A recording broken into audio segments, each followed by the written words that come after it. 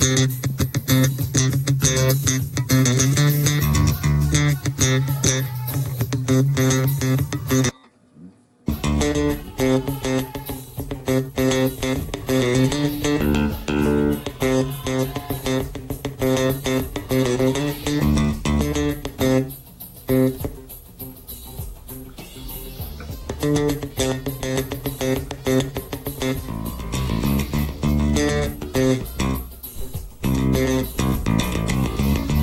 the love of money, some people got to have it.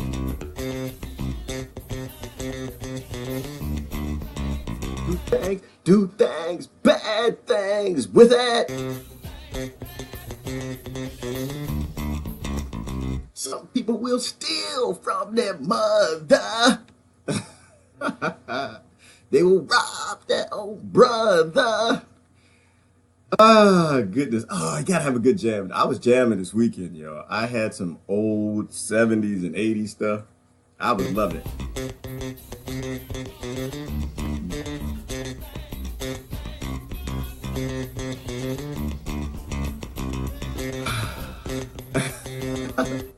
Money, money, money. I didn't know I'd go that high. I can go that. I can go a little too. I'm a little green this morning. I'm a little dark and green. I don't know. It's my lighting. I've been eating good. I'm not getting sick. I don't get sick. Stop that. Oh, goodness. It's been a special weekend. Special weekend, all kind of good stuff in the news. I think we are going to talk about the news today. From a perspective of the 99%. Because I don't really care what the 1% thinks, because the whole world care what they think. The whole world talks about what they want to talk about. The whole world jumps when they say jump, run when they say run. They believe money makes the world go round, and money's not slowing down evolution and slowing down the rotation of every daggone thing. Speaking of that, crazy stuff. Just people lose their minds, y'all. And a good way money is slowing down the world. Is it Singapore got caught stealing sand? Like it's asteroid dust, and that's what all this is about. Everybody's fighting over asteroid dust. You know, you can configure asteroid dust in the shapes of cars and houses, but it's all about dust collecting. So they're taking raw sand and they're making their borders bigger. they're adding to their 1% cattle fencing borders. It's just the craziest thing. And I guarantee you that's slowing down the rotation of the earth. Is affecting it somehow. So money does not make the world go round. It slows it down. And there was that report. There was a report a couple months ago about how the world is running out of sand. Leave the damn sand alone. Y'all stop collecting dust. You don't need to be dusty. Reminds me of a clip from one of my favorite movies. Lady Man. Did y'all see Mad Max? Not the new one. I'm talking about the original Mad Max. You know, it's that whole apocalypto theme with Max was driving. The world destabilized after some sort of a nuclear event or catastrophic fall apart of everything. And all the gangs are coming together, fighting over who can get the most oil. and things are so different today. Nobody's fighting over oil and resources today. You know, Mad Max Beyond Thunderdome, it wasn't a documentary. It was actually... All right. Anyway. What do we have around this morning? Hopefully everybody had a good weekend. It was interesting. We actually got a chance to do... Oh, man. Hold on. The comments is feeling this morning. Yes, he likes to play with the phone. They think it's funny. I don't think it's funny, y'all. I don't think y'all should be messing with me. Leave me alone. I talk about aliens or something, so y'all think I'm crazy. Y'all think I'm crazy. Comments gonna work. Okay, good. I can see a whole bunch of comments. A whole bunch of people out here. That keeps failing on me. Oh, man. This is crazy. I don't even know who's here. But see, that's why I said y'all leave net neutrality alone. That's why y'all messing with net neutrality. Now they're messing around. I can't even see people talking. Hold on, let me try the old Microsoft solution. If it doesn't work, just reboot the thing. Shut everything down, bring it back up. You know, we can have working computers We have so much working in this world. We actually put our resources towards like good things instead of just killing everybody. But anyway, all right, let me see. This is working. I lost all my early comments. Dagnabbit. Well, that's okay. I go back and read the comments anyway, so I appreciate what y'all said this one. I can see a couple people in the room. Brother Nick and Rebecca and Renee, Buddha and Cindy and Nancy and Emily. Good morning, everybody. Hopefully you had a wonderful weekend.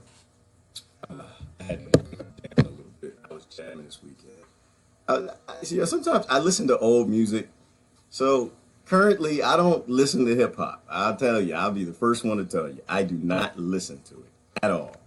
It is not what it used to be. If you are judging hip hop by what you hear on the radio today, it's not hip hop. I don't know what that stuff is, but hip hop used to be funny. We used to joke around. People used to laugh, play, sing. Rock was the other popular genre at the time. They would do, albums together, Aerosmith and AC/DC and, Sugar Hill. I mean, everybody would come together and it was a beautiful thing and everybody was heading in a fun direction. But I don't know, I guess gangster rap took over and everybody's got that culture and the kids want to be tough and act crazy. And that's the thing you're and I guess it's nothing new. You go back to Jimmy Dean and, Fonzie and all that. Being tough was a thing. But being tough back then was different than today. Like, being tough, you weren't a punk. Like, the difference between being tough and you're tough and you can, like, fight and being tough. And you stood up for the weak, right? Because being tough back then was standing up for somebody. You weren't standing up for yourself. Or you weren't just going out to rob and, be a thug or something. So, but unfortunately, that's what we've made in this culture. We've made in the rural and the urban areas, we've made environments that cultivate toughness, right? Because you have to be. In fact, I was going to post something this week. I was going to make an image, but we manufacture the kids to be tough. Like, politicians, they build this society, or they just ignore rural areas and urban areas, and they destabilize and fall apart. So the kids, to survive, they have to grow up and be tough. And then the politicians write laws against toughness, right? And they push them down on the police, and they enforce the police to follow the toughness. So they raise kids to be tough, and they write the laws to imprison those who act tough. And everybody blames the police. I just don't get people sometimes. They blame the kids from the trailer parks and the ghettos, the rural and the urban, or they blame the police, but no one blames a politician. And that's what drives me crazy. But it's all money. It's all money. That's all it all is. Don't let anyone tell you that any of this is actions based on someone who's enlightened or informed. These are crazy people trying to make a whole lot of money. So the world ain't going around. In fact, in money slowing the world down news, who was it? It was a good one. There was a Chile. They reelected Panera as their billionaire president. Okay, good job, Chile. A billionaire president. As if we don't have a billionaire president. As if many countries around the world don't have billionaire presidents. What is the long-term effect of having billionaires? Well, okay, before I'll spit out anything on that, I like to look at why. Why, right? So Trump came in and before Trump, there was Perot, right? And then Trump, and, one of the fighting arguments, the same thing I suspect for Panera, his name's not Panera, I think it's Pineda. I'm mispronouncing it. We call him Panera this morning. He's not going to watch this. We okay. As they say, well, the country is a business. And so we need a businessman to run the business. They're not lying. They're actually not lying. They're telling the truth.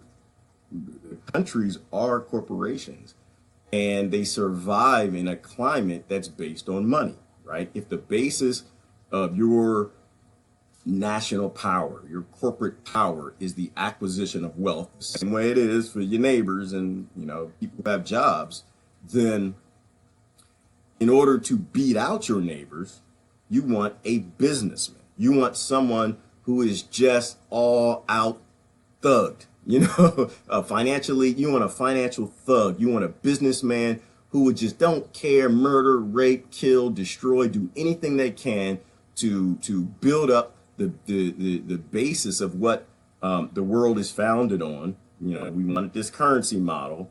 And so it actually makes really bad but good sense to have a businessman run your country. And that sucks for your neighbors. It sucks for the other countries if your businessman is really good at it, because now your country has a lot of wealth and it's usually based on enslavement and starvation of other nations. But this is the climate we live in.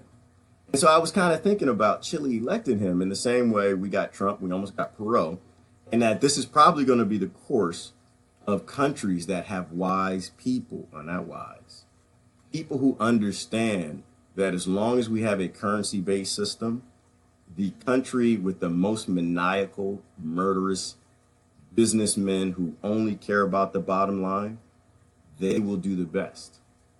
They will succeed more than the other countries and go the furthest. And it's a really sick thing, but it's kind of like that understanding. Like we talk about having a society that's based on human beings and a society that's not based on scarcity but abundance. You know, this is in that conversation. When if you make the human being the staple and the basis of your society, of your world, then the leader you want is a leader that will do the most for them and to cultivate their brains and to not make those impoverished urban and rural areas, the voiceless, the one who all adults are supposed to be standing up for, all of these kids. You don't want them growing up to be violent and tough. You want them growing up to be highly intelligent and beyond evolved. And you want them making the fastest rockets and the best computers and so it's that. And this is why I get bothered when they have issues with, resource-based economies. The whole world, every little group we have, from the local level and the family to the local township and, all the way up to the president, you're going to stack those offices with people who can thrive and know how to run organizations that are based on cultivating humans.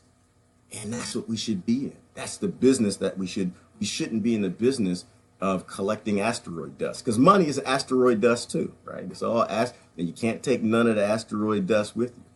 On that also, Kim said, I bought some tools, damn it. Yes, tools. I'm going to be bad working with my tools. Yeah, well, I think that goes back to our Christmas discussion. It's Christmas time, right? It's Christmas time and everybody's collected. But tools are a little different, Kim. Tools, you actually do something with tools. A lot of the trash toys that are made on slave labor, and I don't want to pick on toys. We'll pick on adult toys. Oh my God, I can't say that. That's the wrong conversation. I don't want to say that. So a lot of the toys, but they fit. That's some asteroid dust too. Oh, my Christian friend's like, oh Lord, here you go. And I can watch this, honey. All right, so moving right along. Oh, okay. So, but money makes the world go round. Singapore is increasing their borders with their asteroid dust.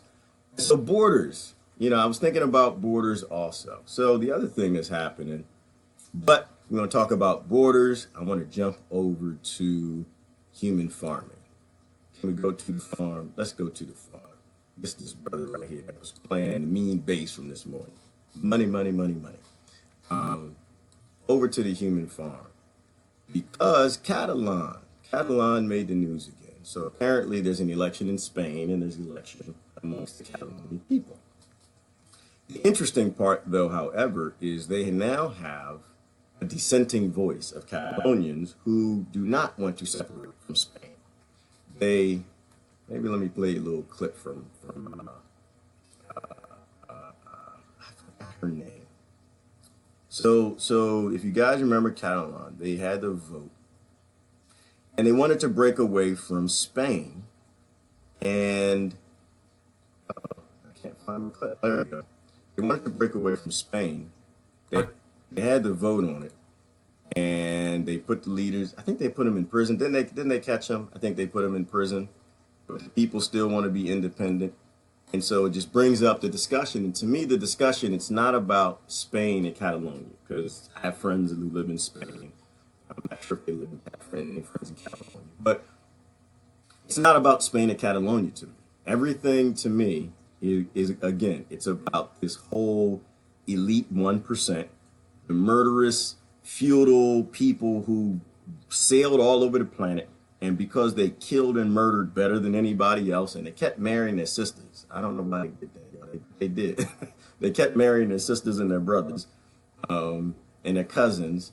And because they did it so well, and they drew this little map around the world that this is the borders, and you have to live within this border. This is your fencing.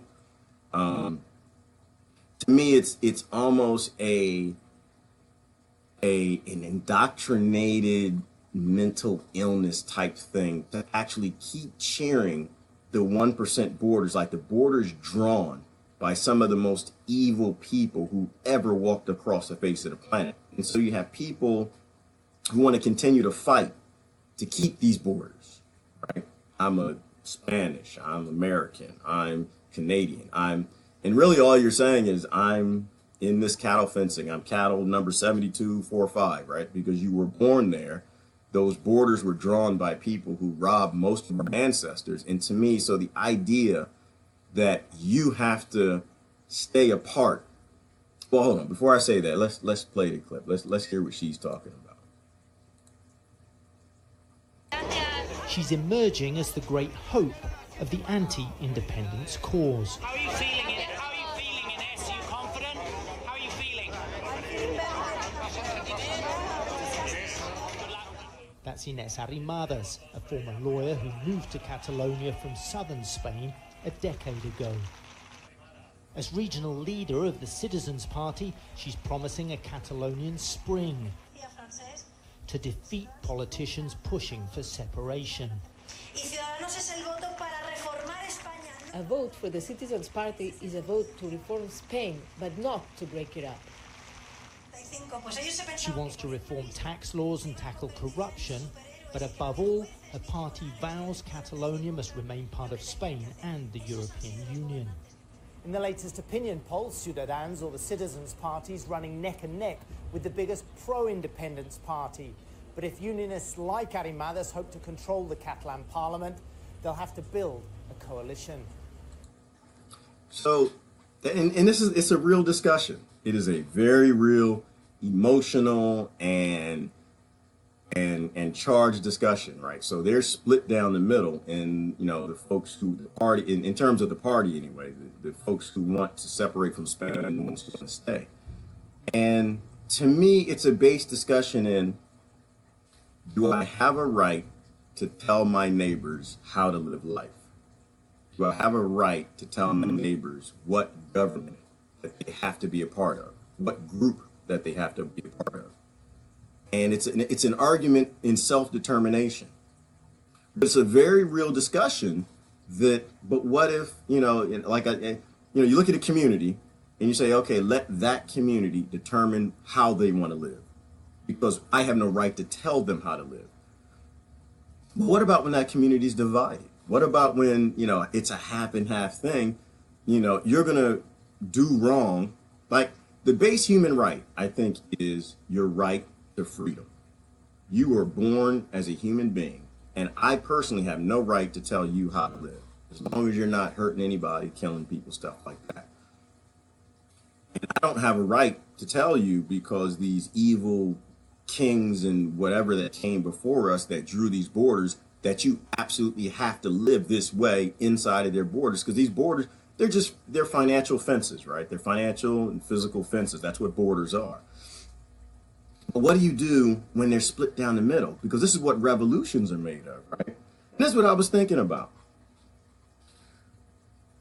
Have we gotten past the place, like, maybe there was a time when you needed these borders and you forced everybody in them to live a certain way and pay certain taxes and finances and stuff. But what about the idea of having digital governments? So hear me out. I'm not in the place of having governments. Actually, I think we've evolved beyond these murderous structures. But we're still in a world that is this way, and most people believe in governments and Santa Claus. But that's another story. Um, why can't there be a digital government? Why can't there be a digital group wherein if you live in Catalonia but you don't want to be a part of Spain, you just check a box on the website. You're no longer a part of Spain. You're a part of Catalonia. It means you can live next to your neighbor. You can live the way you want to live. You pay taxes up to the structure of that digital government. And the awesome thing I think about this is, one, it brings in more peace, right? Because if citizens all over the world are broken up into digital governments where, you've got people in America who want to be a part of Russia. You got people in Russia who are a part of America. You got people in China who are a part of North Korea, etc. Then nobody wants to bomb or physically hurt anyone or invade because you're hurting your own citizens. That hits your own paycheck. I think it can be a block to starting war all over the planet in violent conflicts because citizens will be speckled all throughout like a bit shaking a pepper on some spaghetti. But it also works in terms of evolving governments, right? Because if I'm a part of the American digital government and I decide, you know what, America kind of sucks right now. Y'all kind of, for the past 40 years, y'all been just doing just heinous, dumb stuff. I don't want my tax money to go to you anymore. I think I'm going to go join the government of Switzerland. Why? Because it looks like they're working on green technology and they're putting out wind vanes and they're doing things to help the planet. They're not murdering and killing anybody. They're not colonizing anybody. So I think I'm going to be a part of the Switzerland government this year. Click, you just press the button, you're part of the digital Switzerland government. The neat thing is it actually would be more of a real democratized voting system where people are actually supporting the initiatives and the governments that are more evolved in a direction in the way the planet has to go. Think about that. I don't want to talk about that too much. Like, it just came to mind. I was sitting here thinking about it because it's not just Catalonia, Spain, but it's also Crimea, right? Because they're trying to. You've got a group of Crimeans, if I'm saying it correctly, who are jumping up and saying they want to be a part of Russia, right? And so you're going to have this problem all over because people don't. You got Texas. A lot of people in Texas don't want to be a part of America, although they may want to be now. I don't know if this was just a who's the president thing, but I think Texas has been trying to get away for a little while. And I thought Massachusetts was trying to do that for a little bit. And so if the people there want to, why shouldn't we let them? Go ahead. But the more, it's kind of like a melting pot. You know how America's a melting pot? It's kind of hard to go to war with certain countries when you have a lot of people in your country from that country, because the politicians who have that racism against Japan or North Korea or Russia or whatever it is, it's hard to get going because the citizens from that country, odds are going to help develop grassroots movements against you doing some sort of conflict there. So it's something I was thinking about, but I think it's a very real thing for us all to have that heart to heart, that heart examination of, do I have the right to tell my neighbor how to live? Because they were born in a border that some really ancient, even evil people drew up. Something to think about. That was kind of on my mind. Oh, something happened in Kiev. We're going to go to Russia. I don't have a background for Russia racism, do I? I don't think I have that handy. I talk about a little Russia. Y'all hate Russia, so I don't hate Russia. I think Russia is a wonderful place with a very 1% corrupt government, just like ours. And I'm not interested in cheering other governments. But let me see if I got this. In Kiev, something happened. In Kiev, where is it? Here we go. This is just crazy. I thought this was a good example of if you police, Popo, you need to pay attention to this. The difference between police who are actually serving the public and police who are serving the government, or police who are serving money in the 1%. So check this out. This was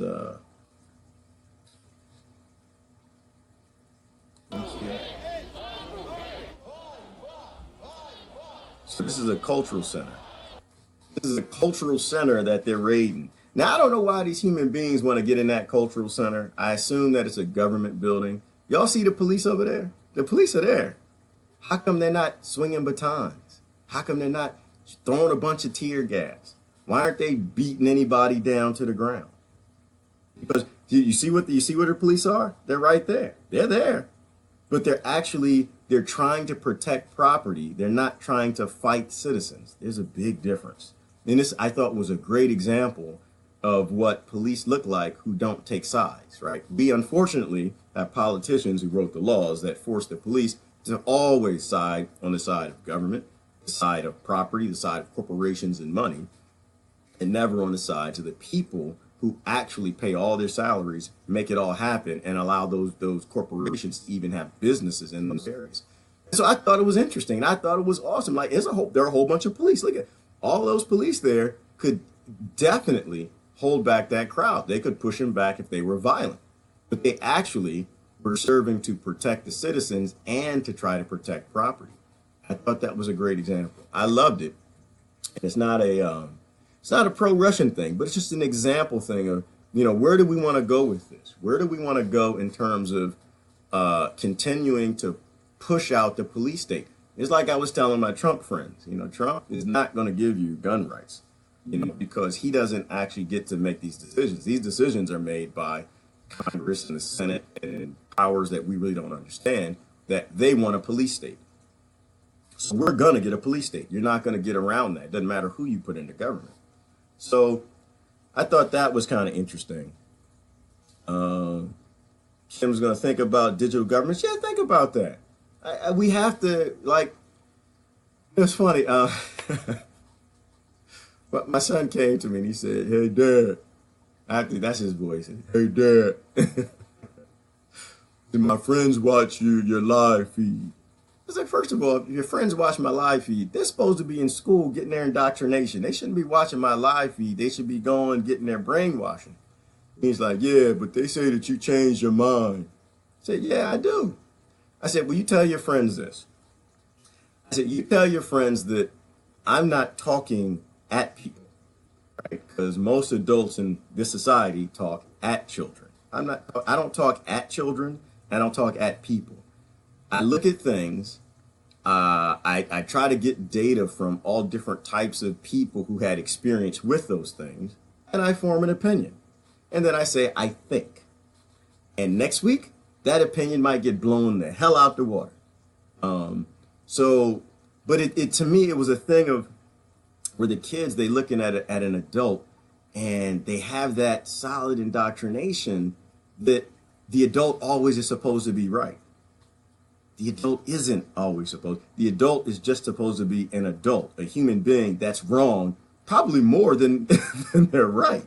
But as you get older, you're supposed to be more right than you're wrong. And so I'll throw these things out there because this is what we're supposed to do. We're a human tribe across the planet, and you hear something that changes your opinion, then your opinion changes. Speaking of my opinion changing, well, not changing, it's shifting. I was listening to Brother Jesse this morning. I don't know if y'all watched it. He was talking about net neutrality, and they are good at writing these laws to just be jacked up. But you should watch it. I posted Jesse Ventura, and he actually had a good little news bit on it, and he had right after he had a discussion with what's the brother's name? I forgot the brother's name. Jimmy Dore from TYT. I can't watch TYT no more. Sank then sent me the wrong way. I can't. We're not going to talk about that. But he had a good discussion, and the point he was making about net neutrality. So one of the other things that it does, that was good, is that it prevents local news from being consolidated into more of a remote, big business news perspective, right? So somebody in New York City couldn't produce a news release for Tupelo, Mississippi, right?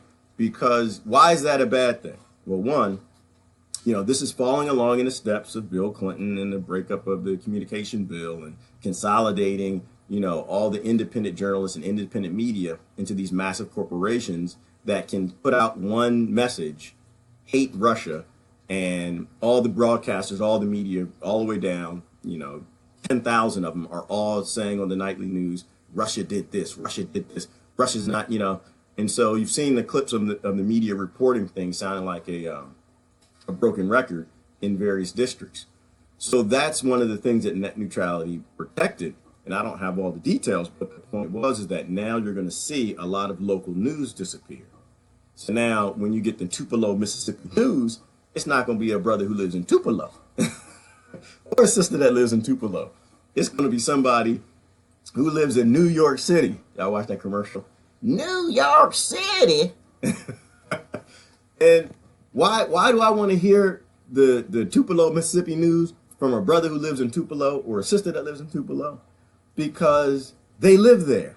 They know the environment. They know the community. They didn't just get on an airplane, fly there, talk to 7 people, produce a report, get on an airplane and fly to another city. You want to hear from people who live there because they'll give you all the different perspectives, and they'll know and they'll be informed in terms of, is this good? Is this bad? What is the political climate? What's the economy like? What is the history of Tupelo?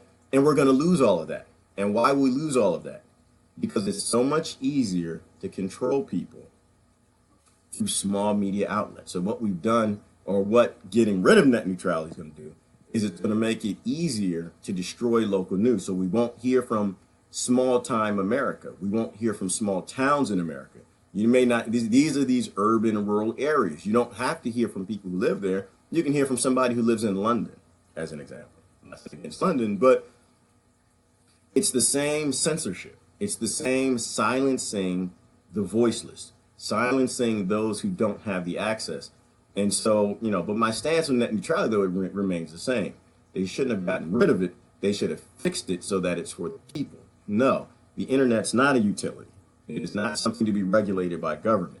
The internet is free. It's supposed to be owned by the people, and it always has. Back in the day when we had Prodigy and you pressed a button, you had the modem and you dialed up. That was back when hacking was legal. We used to play around and hack bulletin boards back then. But it was legal. It wasn't a bad thing. And if you not trying to get me on a grandfather thing, I'm just lying. Don't believe what I said. Don't put me in prison, bastard. Anyway, let me see. Brother Mark said, "One Earth, our ball needs no walls." Mark, I'm with you. I'm in that camp, and I was not in that camp. And this is the thing where, again, my son's friends are probably like, he changed his mind. I do. Brothers, that's called intelligence. You got to be wrong to be right. And I've changed my mind about that. Like, there shouldn't be any borders. But even more so, Mark, there are no borders.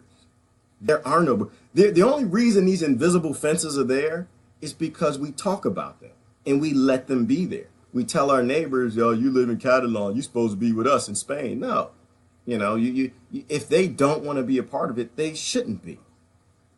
That's how we help humanity. We stop letting this elite 0.01% dictate to us how we think, what we think about, what we talk about. Because if they convince you that the borders are there, that the walls are there, they won. And they keep winning. It's not that they won. They already won. They won a long time ago. But they continue to win because you got people who are now yelling and screaming in the streets that, oh, no, y'all should be, under Spain with us. You guys should be in the United States with us. But maybe the United States isn't doing good things right now. So what I encourage you to do is think about where we need to be. Don't think about where we are. Don't get trapped in here. And this is why I say money doesn't make the world go round. Money is slowing down our rotation because it stopped evolution. We need to kickstart social evolution back by when people are saying things that shows that they're still locked into their indoctrination of where they were born, and the 1% that rules that area. When they say stuff like that, I think you try to put it in a perspective to make them think about it. I mean, do you go to your neighbor and you tell your neighbor how they have to live? Oh, because I'm in pain and I'm in forced labor and I'm in slavery, you got to be too? No, it's not how this works. America had it right when we were set up as a free country where you could buy land and live your life on your land. Raise your kids the way you want to raise your kids without having all of this influence, because this elite 1% want to siphon more money up through their little systems. Yep, the internet made the world smaller. And the internet can make the world very small. And I think that's what we have to push for. We can't push for the internet making the world bigger again, dividing us up again. We have to push for taking down the censorship and making the world even smaller. Sister Mary said it's a sign of learning to change your mind. Evolution. Gotta be right. You gotta be wrong. Excuse me. You gotta be wrong to be right. If you're not willing to be wrong, you won't ever be right. You will be dumb as the majority of people, unfortunately, that that walk around here. Because they want to convince you that they're right, and they're not right. So, all right, what else do we have going on in the news? That's like, to me, that's a core base right, birthright. You are born, and nobody owns you. Right? That's why I kind of take offense to like the idea that, oh, you're owned by America, you're owned by Washington, you're owned by Israel, you're owned by, no, you're not. That was a baby that was born, and it's free. Like, we have to, at the base of everything, have these base common ground human perspectives in terms of where we stand. You have to stand for each other's freedom and not being owned by financial systems and banks and borders and just things that we should have evolved past a long time ago. And a lot of us have, but a lot of us haven't, unfortunately. So there's a bunch of other interesting things in the news. Oh, in Nigeria. Right. So something I wanted to show y'all about Nigeria. People argue, well, if we don't have a currency-based system, what will we have? There are all types of different models that are going, and I want to show you one, all over the world. And these are the Sinhalese women, and they have their own little form because of saving. And hold on. And this is based on currency right now, but it didn't used to be based on currency. It's based on currency right now because that's what that country uses. But check this out. This was kind of interesting. And it was really based on the fact that they didn't have banks. I'm going to try to take it for a little bit. 2.5 billion people across the world have no bank account. In Africa, more than half of the continent's population are financially excluded. This is especially the case in the Francophone region, where 85% of the population have no access to banks. The economy is booming. People continue to trade and save, but without bank accounts. They put their monthly savings into a communal pot. Each month, one of them gets to take home the sum total. This cycle continues until everybody has had a turn to get the $1,000 saved together. They call this a tontine. It's a widespread saving practice used across the continent for centuries. The tontines gives me time to think and plan ahead. If I kept the money in my pocket, I would have spent it without thinking and never saved as much. This Nigerian entrepreneur believes providing services to poor women saving... Stop there, because what it was about is taking the money and they put it in the bank. And I think that goes too far. But they can do what they want. So, but it was interesting, right? This is this concept, and this is what we were talking about before when I was trying to explain. People got off on the wrong foot. I'm not saying Jesus invented socialism. I'm not saying that. What I'm saying is, if you read your Bible in Acts, Jesus required everybody take all the money, put it in the pot, the same way they did in these tontine systems, and they divvied out the money to make sure that everybody was taken care of. I'm not saying that we should be doing that, but what I'm saying is these systems are all over the world and they work well. So, and most times they were in small communities, it looks like, and what we're talking about is usually it's between family or people who have close ties. Why couldn't that work? Why couldn't something like that work? Like, I think about me, and I have no issue with it. I have no issue because even if I were doing more technologically advanced work, software development, robotics, and in my mind, I'm thinking, well, that's worth $150,000 a year. And that farmer, John, who lives down the street, he's a farmer. Why should he get my money? I am worth $150,000 a year. Farming, anybody can do that. You know, that can't be worth any more than 40,000. So why should he get my money? Because I'm so much better than John, right? Like, this is because I was born to this family and this family gave me this. And so I did it. Me, me, me, me, me, me, me. Judgment, judgment, judgment. So me, I would have no issue with it. Like, I'm contributing, but I have a different mindset, like I think a lot of you do. The mindset of contributing to humanity as opposed to getting and collecting all of the asteroid dust that I can't take with me. I keep saying that, people get lost probably. Asteroid dust. Everything on the planet, y'all, is asteroid dust. Every product, all your consumerism, all the junk that you like to buy, all the stuff that you're out getting for Christmas, is asteroid dust. So, people who would have an issue with that, my point was, is people who feel so good. They're better than you. They're worth more than you. Why? What is more important, making a cell phone, you know, working on some robotics, or eating food? Why is one more important than the other? Both contribute to the evolution of humanity in getting somewhere, protecting ourselves from something.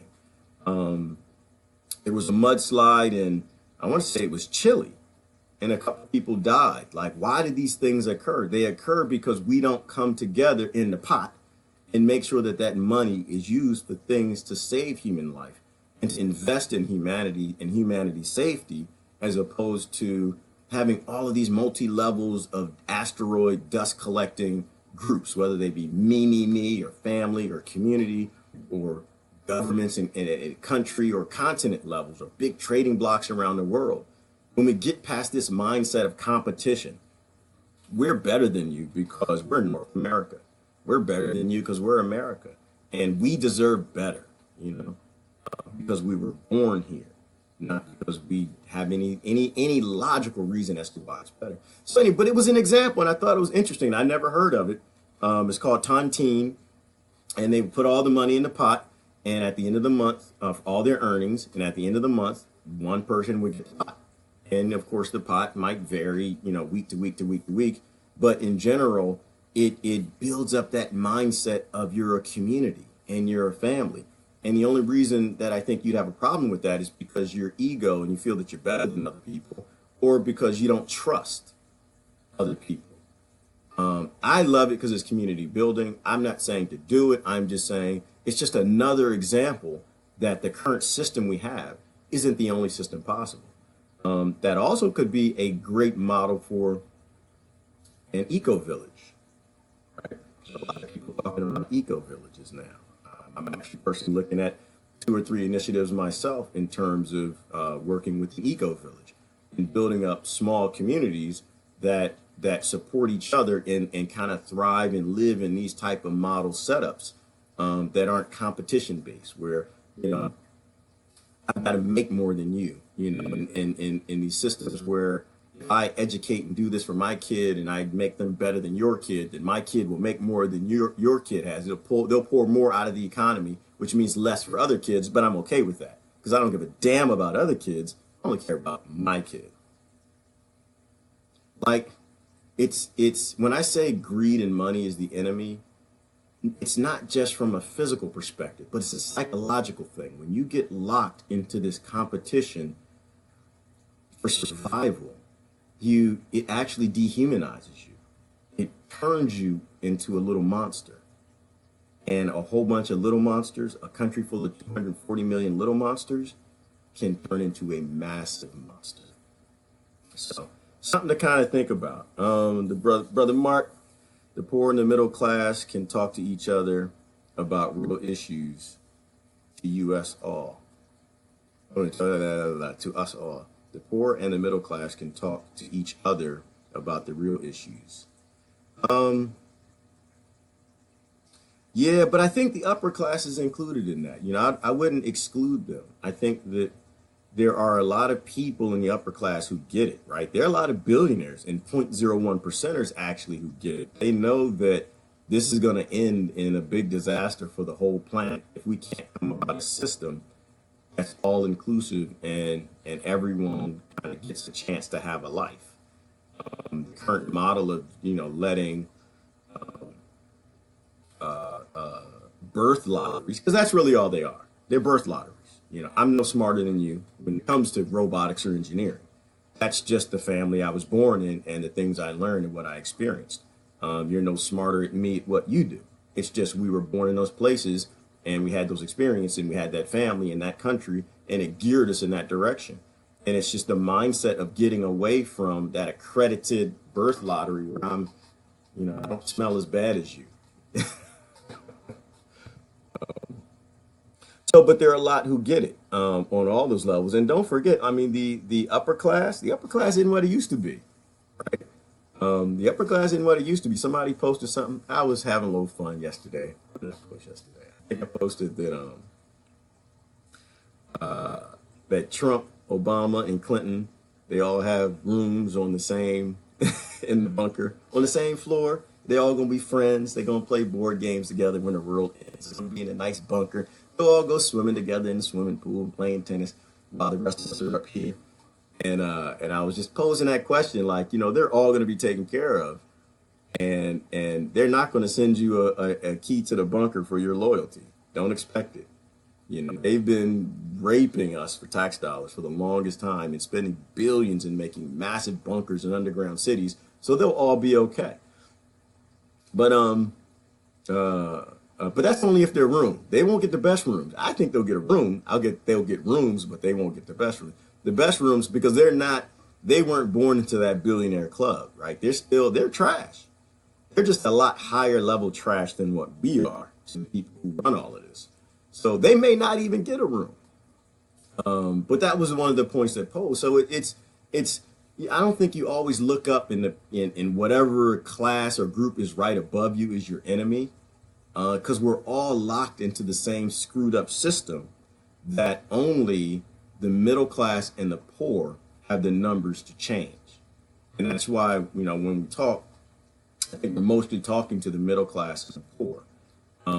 Societal changes and worldwide changes in a global world now that we have, it requires citizenship of the world.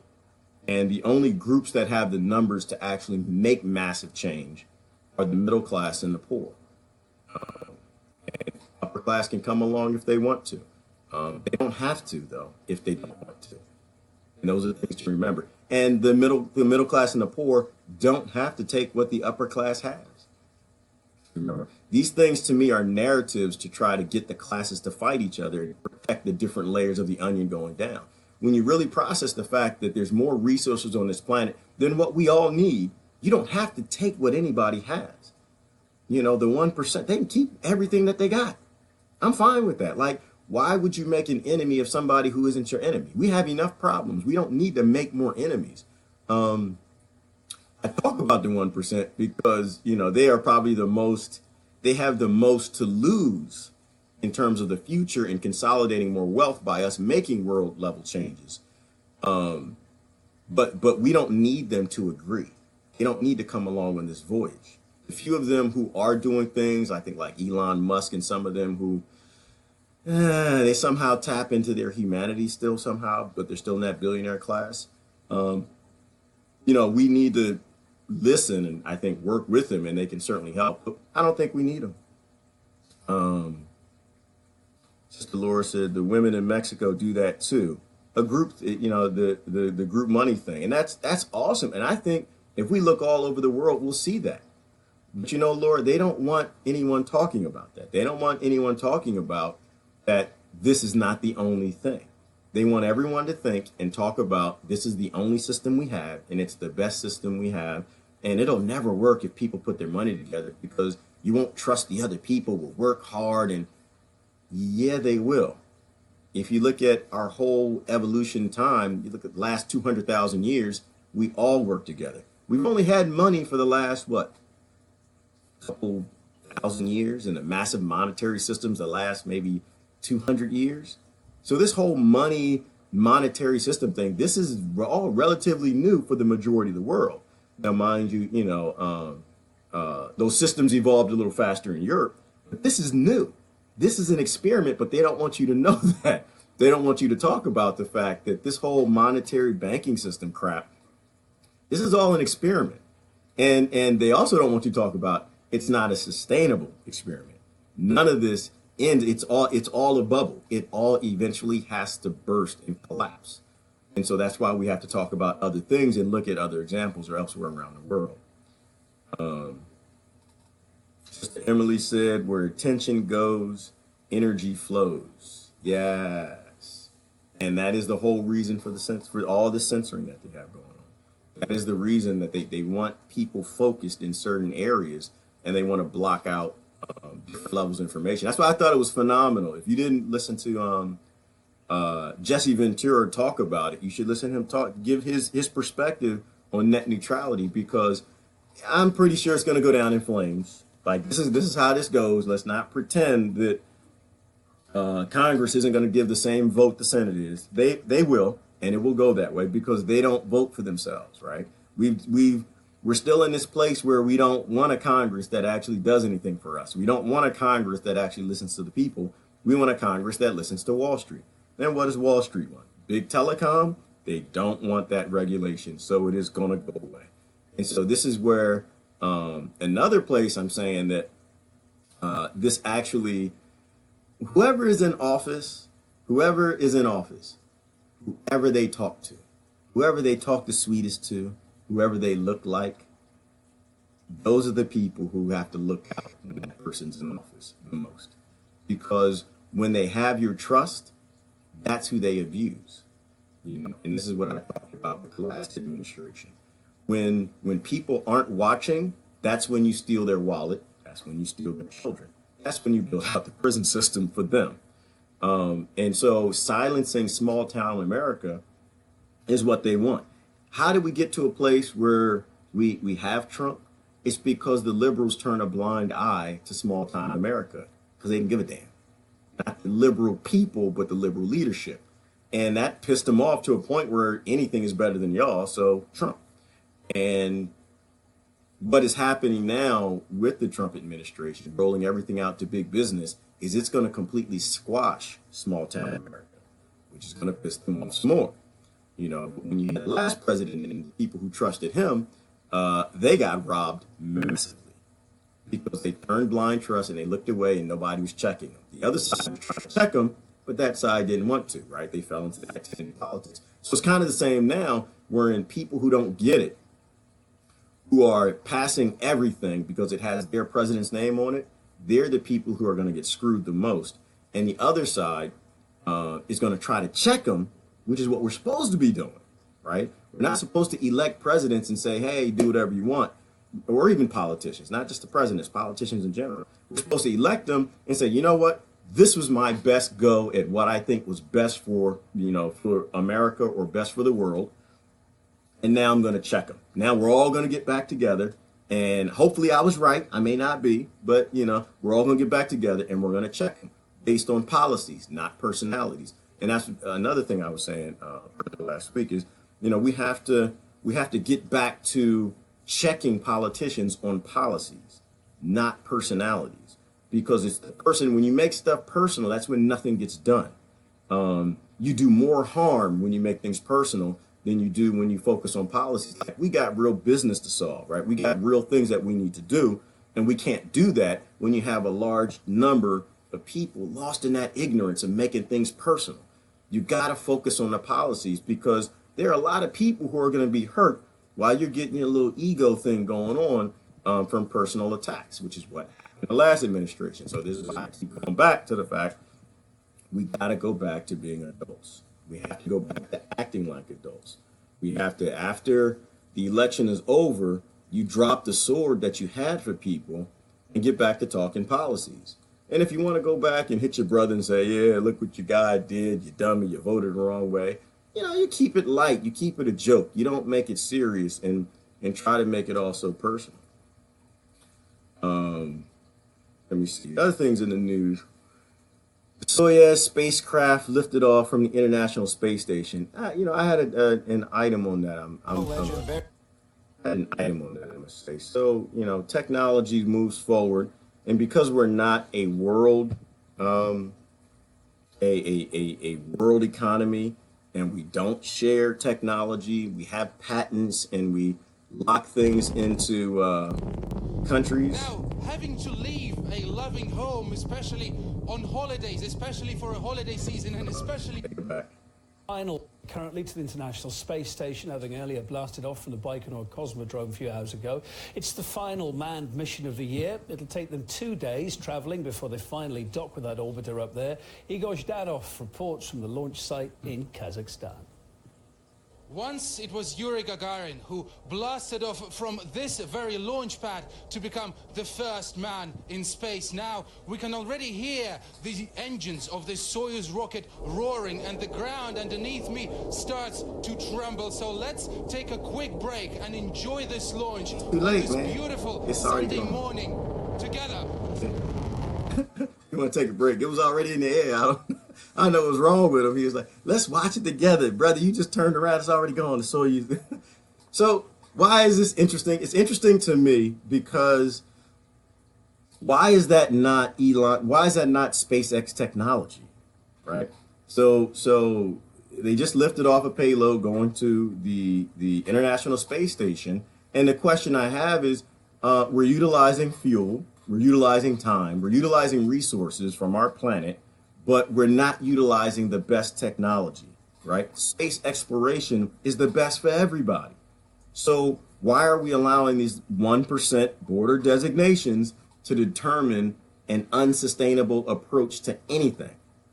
Anytime that rocket lifts off, you don't know what I'm talking about. So with SpaceX, they have the reusable rockets. So why in the world are we wasting, rocket fuel, resources, and everything using a low efficiency system when we know a high efficiency system exists? Because we're ignorant. Because we're ignorant and we're locked into these financial borders of these monstrous 0-1%ers who died a long time ago. And so this is why I think we have to think more like citizens of the world, which is why I don't watch American news. I live in America. I don't care what happens in America per se. I want to become a citizen of the world. And I think we all have to. We now have an internet where we can be citizens of the world. And, and so how you get to a place where you share that technology across the board for the benefit of humanity, well, mostly you got to think about Russians like their brothers. You got to think about the Russians like they're your sisters and your cousins, and the Palestinians aren't your enemy, and the Israelis aren't your enemy, and the Americans aren't your enemy. That, they're just populations of people who are being run by insane, other insane people who buy into the whole continue this financial competition thing, as opposed to saying, okay, we tried this, did it for a couple 100 years, not really working out for us. Y'all murdering us in big bounds and big groups. We're going to move to a more resource-based type of system. And that's very, very possible, and it's very doable, but we have to listen to the people who think that way. Yeah, Brother Mark, the brain scanning of the leaders. I still believe it. I don't know why anybody thinks that that's crazy. Our leaders should get brain scans. To me, it's a resume. When you go and you apply for political office, I don't want to know what comes out of your mouth. I want to know, can you actually do the things that you say you're going to do? You say that you love kids all over the world. You got tears in your eyes when the chemical weapons attack goes off. Do you actually care? Is the empathy and the love portion of your brain actually lighting up? And if it's not lighting up, I know they're lying. I know they're making it up, because you don't have no empathy. You don't have no love. So that shouldn't be lighting up. So, that's one thing. I still stick by that. I think we need to brain scan our politicians, all of them. But I think the public servants too. I think in the military, and I think in the armed forces, and you want to know who you're putting in these environments to make sure that you get responses from them that you want to get. Janelle said that comes up a lot for me when talking to people with people issues, not people. And everyone gets hung up in personalities. Yeah, they do, which is, I don't really waste my time with those people. When I'm trying to talk about something and all of a sudden it's made personal, then I have to check out. I don't want to debate Trump.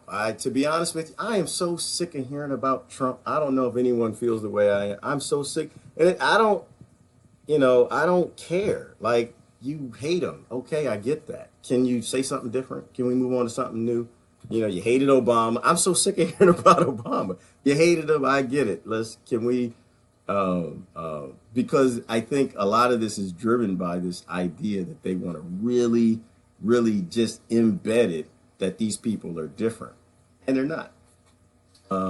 Yeah, I get that too. I see Brother Mark. SpaceX docking is different than the Mir, and International Space Station, and but the point is, it's like if the world owns these technologies, then the world can determine, this is the standard, the SpaceX docking port. So everybody uses this. So we now have these high efficiency rockets. So instead of, one billionaire making more billions from it, this gets rolled out all over the planet to all the space programs. So they now all have that universal standard. Like, think about the efficiency of the USB port, right? It became a universal standard. It was the best technology at the time. Before that, if y'all remember computers, oh my gosh, they were called plug and play, but we had all the different docking ports and the type coaxial cables and everything that you had to plug in. They were all different. And we had stores. You go to Radio Shack and buy all these different types of cables just to hook a computer up to a monitor, and a printer and a mouse. And so we get past that by having these universal standards. By, someone creates something, it works really well, it allows for increased efficiencies, and we make it a world standard, and we roll it out everywhere. So everybody has it. So the world is steaming along in a more efficient manner. And I think that's important. I think that we have to actually get there as a society. Otherwise, we continue to push into these inefficient directions. And anyone who sits back and says, "Oh, well, save the planet. We got to save the planet." But if you're promoting inefficient models, and we keep going the direction of allowing for this competition in things that directly benefit humanity, then you're on the wrong side. I think you're on the wrong team. So there was some good stuff in the news this morning. There's some crazy stuff too. I thought he was kind of funny. Let's enjoy this together. Meanwhile, the rocket's already like half a mile in the sky. I said, no, you missed it. It's gone. So, but anyway, listen, it's Monday morning, y'all. Don't be too sad. Don't be too sad. Laughing is medicinal.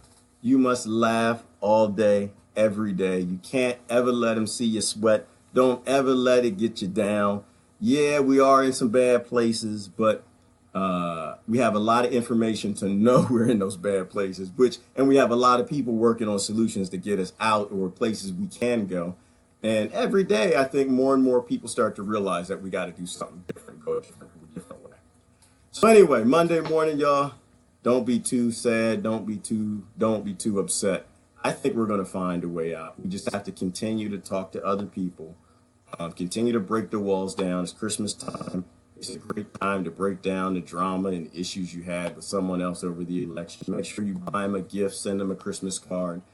And when those walls start coming down, and stop building them up, Hillary Clinton's plan, Donald Trump's plan, when we start taking down the walls and taking down the borders, and actually listening to people from across the world who live in communities like we do, who might have slightly better ways of going about it, we can start taking down the cattle fencing, and by goodness, don't promote cattle fencing. Cattle fencing technology, censorship, all these things to keep, we're trying our best to free them, right? We want to free the cattle. We got to get them out. A lot of our brothers and sisters and family are still cattle, and they're cheering the fences. And one of the big ones is the media, right? The media fences, it's keeping them in there because you've got these mega monopolies.